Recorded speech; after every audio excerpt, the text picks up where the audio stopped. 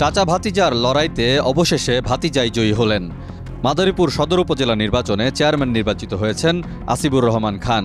তিনি আওয়ামী লীগের সভাপতিমণ্ডলীর সদস্য ও মাদারীপুর ২ আসনের সংসদ সদস্য শাহজাহান খানের বড় ছেলে। চাচা পাভেলুর রহমান খানকে ১৪,২৯২ ভোটের ব্যবধানে হারিয়ে জয়ী হয়েছেন তিনি। জেলা নির্বাচন অফিসের তথ্য মতে জয়ী আসিবুর রহমান আনারস প্রতীকে পেয়েছেন ৭৫,৫৯৪ ভোট।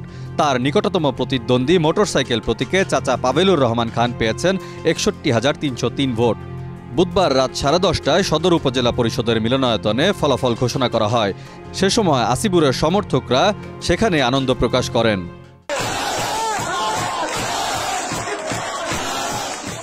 পাভেলুর জেলা আওয়ামী লীগের সাংগঠনিক সম্পাদক ও শাহজাহান খানের চাচাতো ভাই।